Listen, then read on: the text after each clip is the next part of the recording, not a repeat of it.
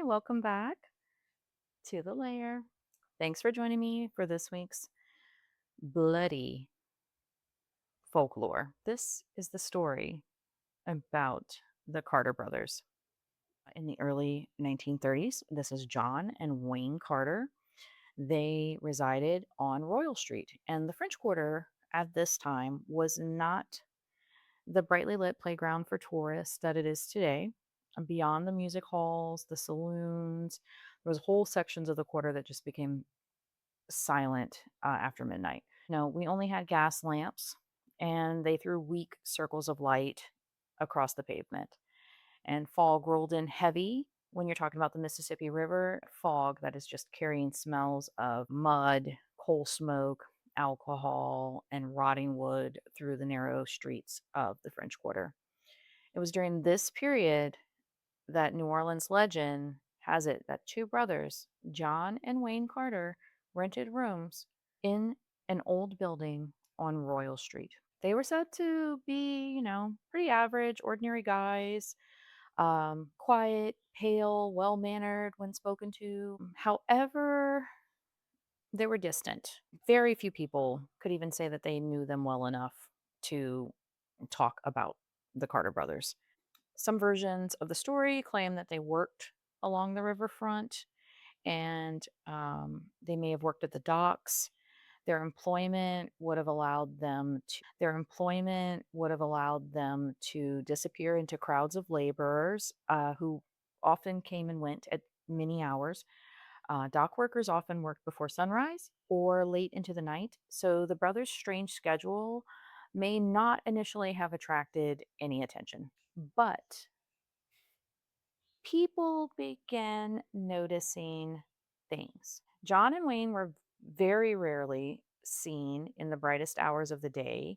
They appeared in the evenings, usually together, and walking through the New Orleans quarter with their coats buttoned high around their neck. Hmm. And did not seem to socialize. And if you know anything about New Orleans, we have amazing food. We have amazing restaurants, and these guys were never seen at any of these restaurants sitting down to have a proper meal. That alone is suspect. People noticed people disappearing.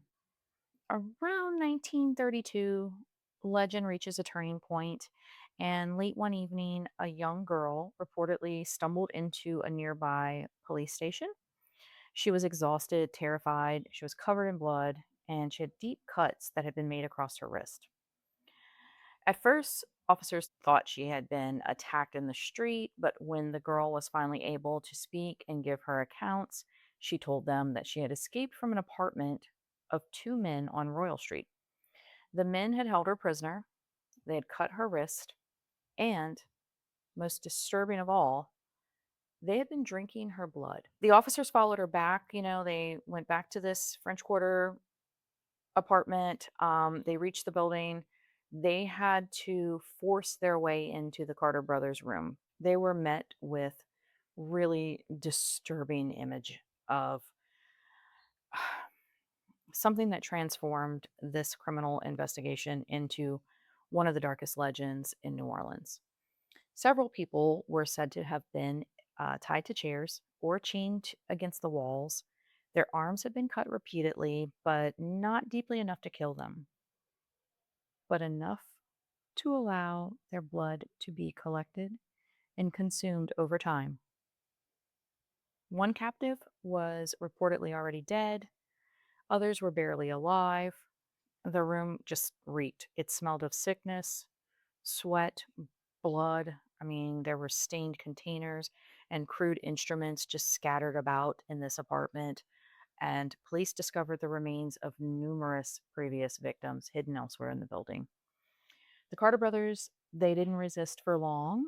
They were arrested and taken into custody quite quickly. And their explanation was beyond bizarre. Now, whether or not this, maybe they just wanted to appear insane or whatnot, they never denied drinking the blood, but they insisted that they required this blood to survive. Their victims were not people intended to be murdered, but a source of nourishment for the brothers. They said they only took enough blood to sustain themselves, allowing their captives time to recover before feeding from them again. What the hell is this interview with a vampire shit? We just have this one terrified girl's account and what the cops supposedly found in the brothers' apartment. Some describe the brothers as cold and calculating serial killers. They just, use the vampire mythology to explain their crime. Others portray them as mentally disturbed men who genuinely believe that they are vampires. If you ever frequent the quarter, you're going to meet ladies and gents that do believe that they are real vampires. Whether or not they are real vampires, it's not for me to decide. Whether or not they're mentally disturbed, it's not for me to decide. But I'm not going back to their apartment. A third possibility is that they were just telling the truth. We don't know.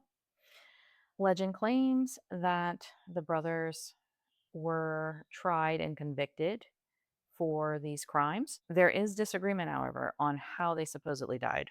So some stories have that they were hanged, other stories would imply that they were executed by electric chair. The details change depending on who's telling the story. That is common with our, folklore. It's often depending on who's telling you is what version you're going to get. So because the burial space was limited in Louisiana, the Carter brothers were placed inside a family tomb in one of New Orleans' above ground cemeteries. So we have above ground cemeteries here mainly due to us being on wetlands. We have soft soil weather events that would sometimes flood graveyards. Their coffins would come up to the surface and float away. That has happened numerous times in our history. We also have a lot of above ground cemeteries to prevent this from happening. So they were supposedly placed in one of these. I can smell a cemetery hunt coming along because I'm going to find out where these guys are buried and we're going to take a trip there. So, according to the legend, the tomb containing John and Wayne, it was eventually opened. I don't know why. Couldn't find a reason why. The coffins were there, but the brothers were gone. No bones, no remains, nothing that could even prove that they had ever been placed inside. There's a lot of speculation around this, whether it was grave robbery, a burial mistake, decomposition, or careless record keeping. Any of these could have explained the absence, but New Orleans is a place of mystery. The explanation given is that the Carter brothers had awakened. After the supposed disappearance of the bodies, these sightings began. Residents of the French Quarter claimed to see two pale men standing together on balconies late at night, and when approached, the figures would disappear into the shadows. No, thank you. Not approaching. Um, Other people have reported seeing two figures moving rapidly through the alleys near Royal Street and St. Anne. And now this is where the apartment was. It was in the 800 block of Royal Street, near the intersection of Royal and St. Anne's.